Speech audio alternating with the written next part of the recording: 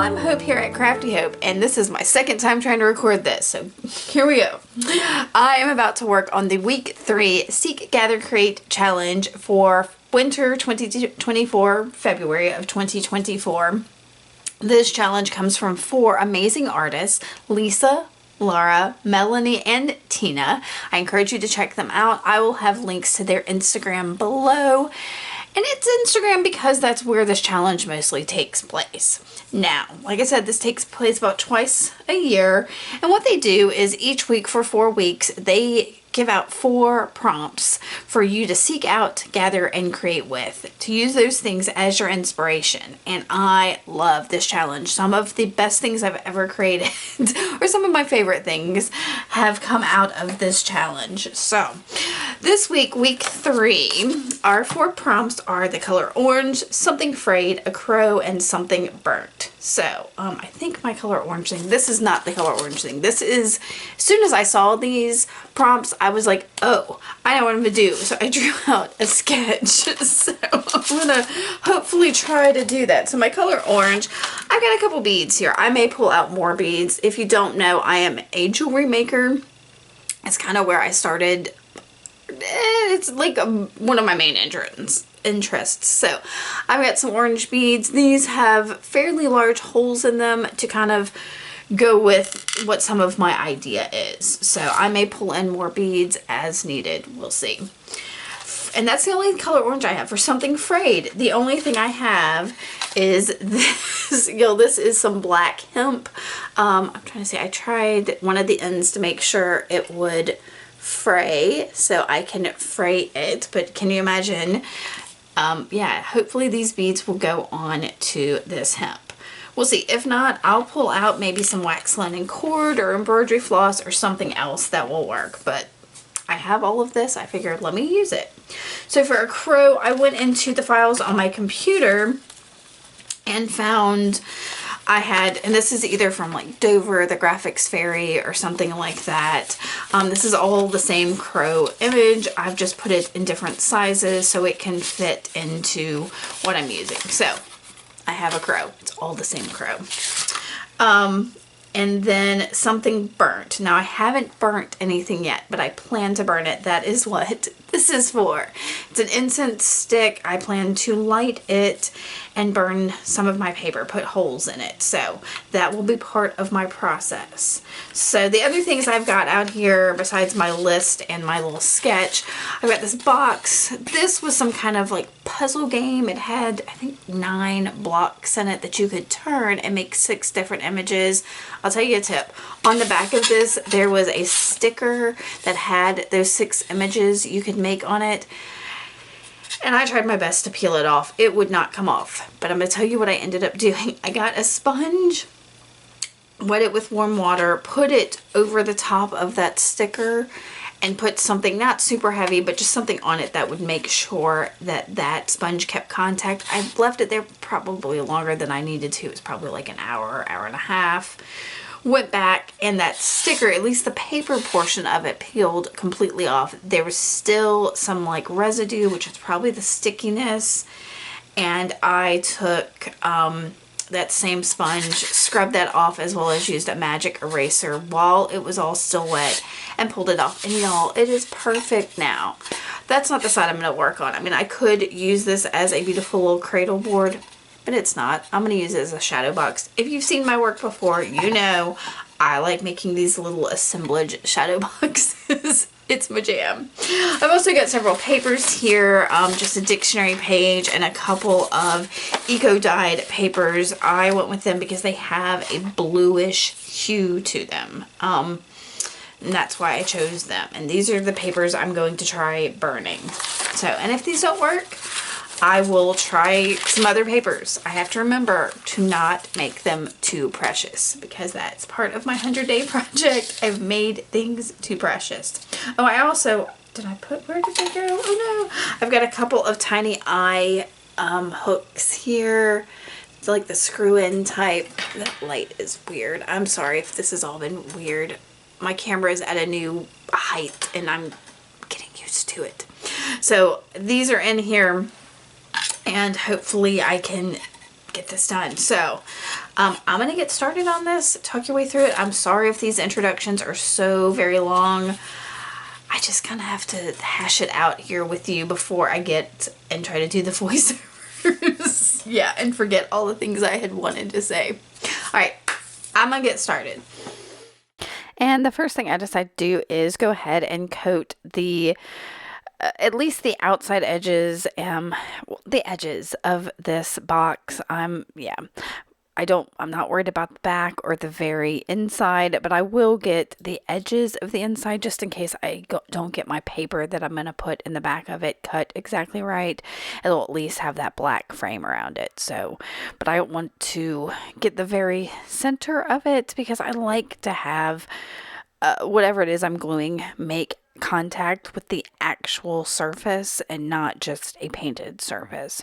So this is black gesso. I don't believe the one I'm using, which is I think Studio 71 or something. I don't think that's made anymore. So whatever black gesso you have, I am using it basically as a surface prep because I want to paint this box black, and I will come in here in a little bit with just black acrylic paint and paint it.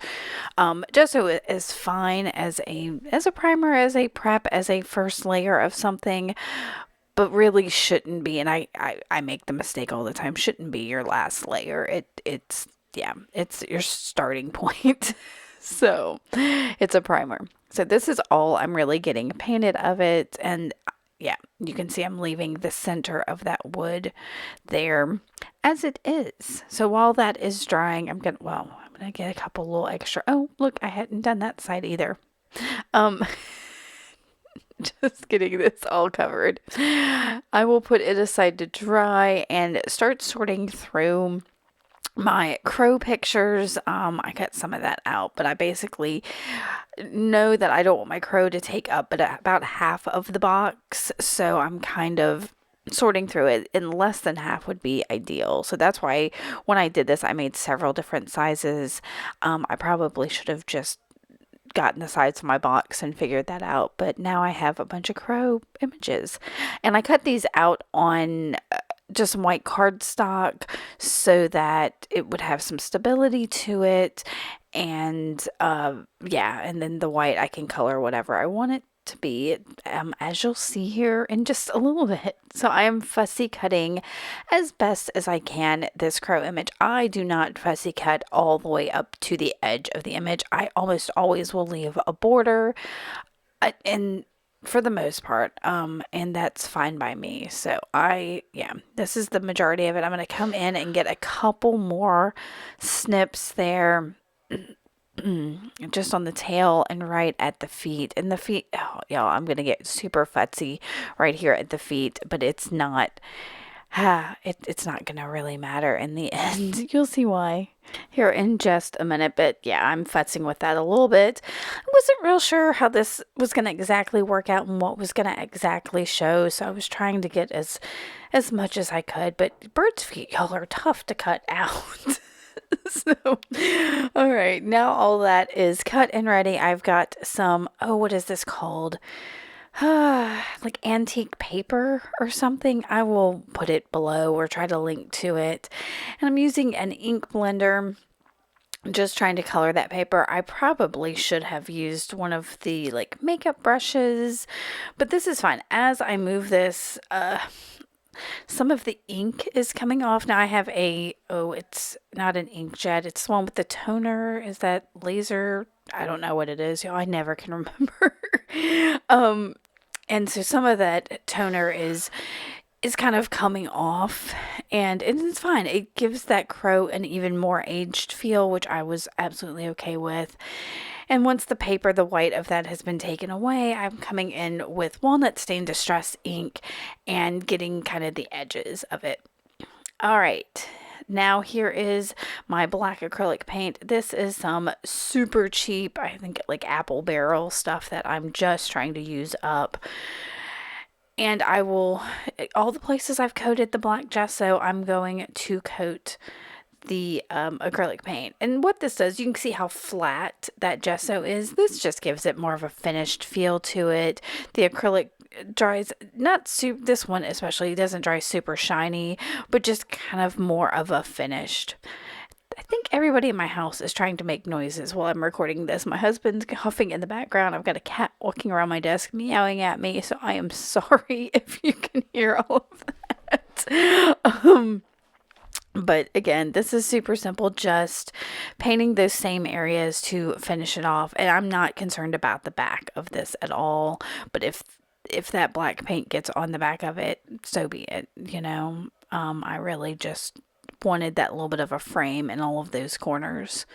So, and I used up every bit of that paint that I put out. And I was like, if I put more out, it'll end up being too much and I'll end up wasting it. So, yeah. All right, here comes the fun part. I've got a tile. This is just a big ceramic tile from the hardware store that I'm going to put down on my surface since I am going to be burning something. I have several things of water and some wet, those are wet rags or damp rags in case something gets out of control. So I do have a little incense holder that, you know, so I can put that incense stick down if I need to. And I took one of those damp rags and kind of just blotted it across my surface. I blew out the incense before I needed to. I needed to make sure it got, nice and hot. So I'm going to light it again. Give it a second to flare up and make sure everything's lit. And then I will blow it out.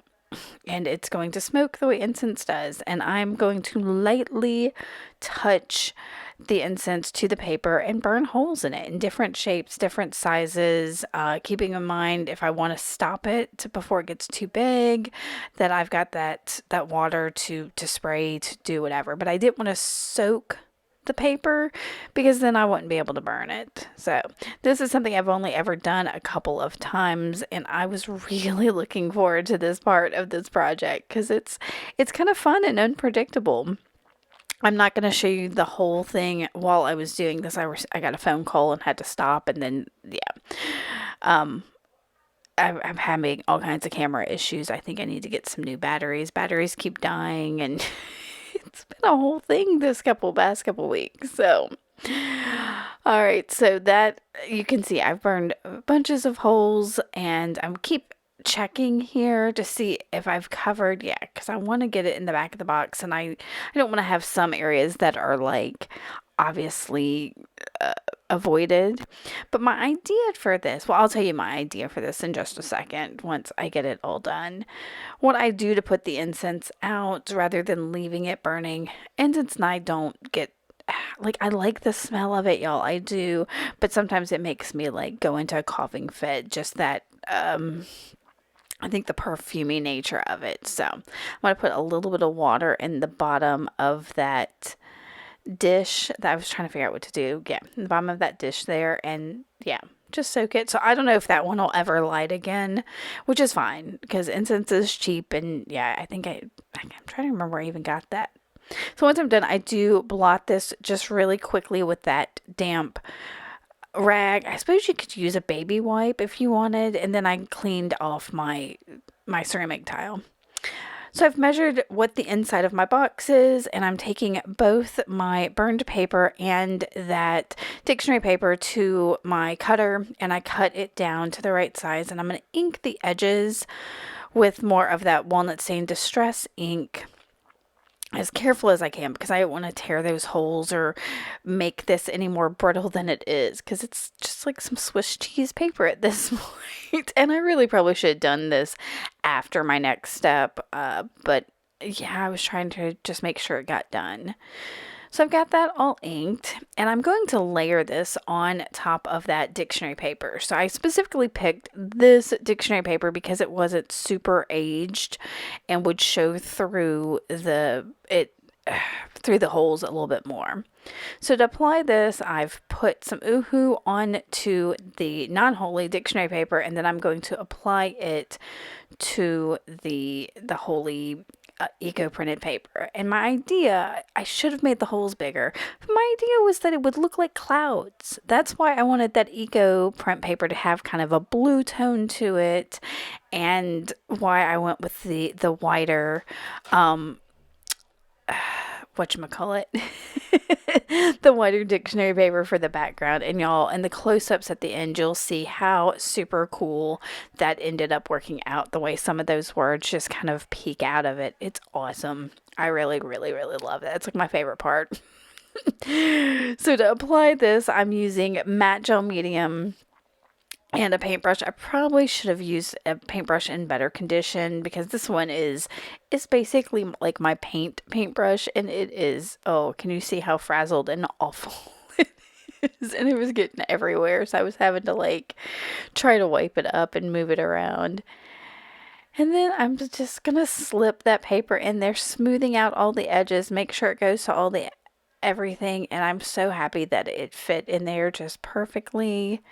And then I've got a paper towel that I'll wipe that excess matte gel up with. Just, yeah, to clean up before anything gets dry.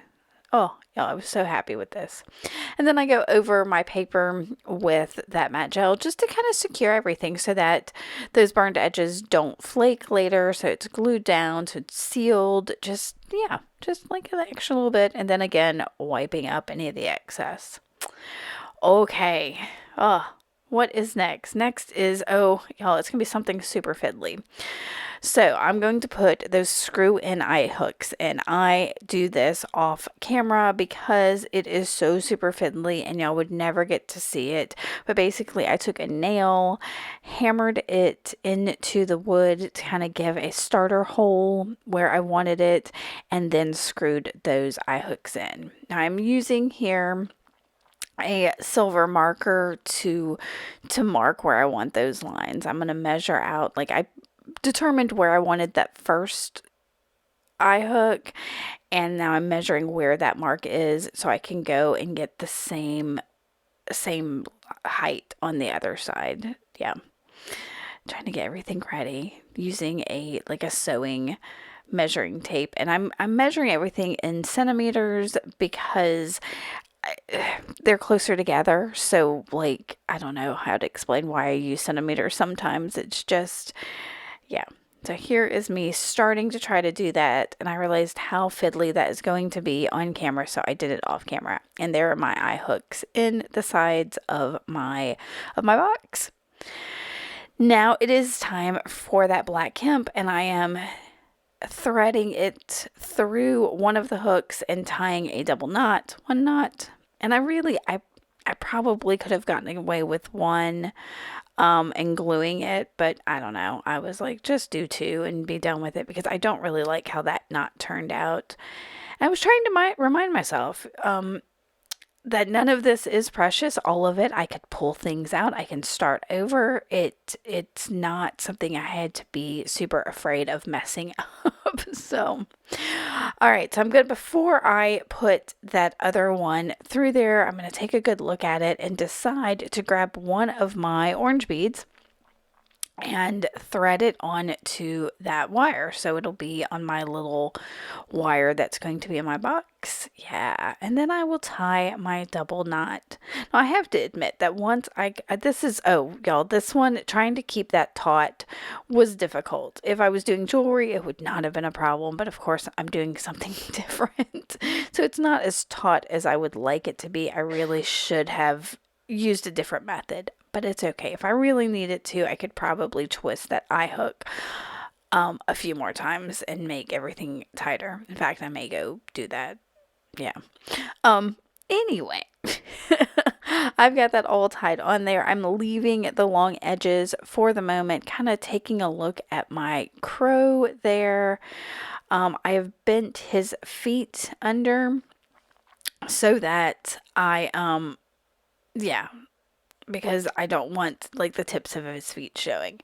And I'm going to use a couple of foam squares here, stacking them one on top of the other and before I pull off that back piece, I'm kind of just checking the height to make sure I like it.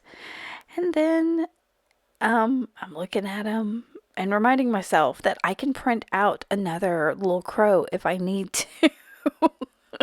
So I pull off that backer and find his placement and go ahead and stick him down. And like I said, I've bent his feet up, so it's almost like he's holding on to that wire, or she, the bird. is holding on to the wire. And you can see that bead, it kind of moves around now, which I think is awesome. So I'm going to bring those other 2 beads I have and put them on the 2 hanging pieces of cord. Now, I told y'all before that this stuff was a little fraying already. So yeah, I had to wrap it up. And I'm just going to tie a quick overhand knot on one side. Now, these are not going to hang at the same length. Both the cord ends are going to the same length, but the bead stoppers, like the knots I put them on, are not the same length, which to me is fine. I'm okay with that. So I got both of those on there, just like I said, tying knots, letting them hang. And I'm going to trim both of these just above the bottom of the box. And now I'm going to take my hands and pull the threads apart so I have my something frayed. And as I am fraying this hemp cord here, and it takes a little bit, I'll end up pulling out a comb. I really wish I had a metal comb, because this plastic one that I pull out is going to fight with that hemp a little bit. So yeah. And it was bothering me, that first one. I was like, oh, it's so messy. I don't like how messy that is. So it's a comb I use when I'm making tassels. So it's basically the same purpose. That's why it's in the craft room. I also have like a dog hairbrush, which is metal, but it's a little bit harder to use in the way I'm using it here. So I'm going to fray this other one the same way. This one is a little bit shorter, I think, than the one on the right, because I tied the knot lower on that cord. Like I said, it doesn't bother me that they're going to be different lengths. I think that adds a bit of interest to it. So I'm playing with this, and it could have been done. I have met all of my prompts here, but I felt like this needed some kind of sentiment or something. And I kept playing with that bead, moving back and forth. It was making me so happy. So what I end up pulling out some large print book text, and I looked at it for a few minutes and finally found the words "almost free" in there, which I thought went really well with a bird, because like free bird. I know I'm from Alabama. It just Skinner is a way of life, I suppose, not mine, but free as a bird is a phrase, and I felt like that worked really well for this. So I will grab my Oohoo glue stick, stick that down. I could have used more of the double-sided tape, I suppose, to do it, but as floppy as the book text is, it doesn't work quite as well. I'm also going to put a little bit of glue on those feet that I have folded up to try to get them to stick to itself. And once I mess with this for a while, I'm going to pull out some clothespins to try to pinch it a little bit better than my fingers do and all of that. But once I get all of that done, this little assemblage box, Shadowbox, is done. I love it. It feels very Halloween-y, which doesn't feel quite right for winter, but I don't know. There's something about those burned things in the back that are supposed to be clouds that almost look like flower buds. And it makes me want to go in and maybe draw like branches to it. Like, the cherry blossoms are blooming, and those could be flower buds in the tree he's on. I don't know. It's just kind of super cool. All right, y'all, I hope you like this. If you did, make sure to give me a thumbs up, hit that subscribe button. Let me know if you have any questions, and I will see y'all soon. Thanks for watching. Bye.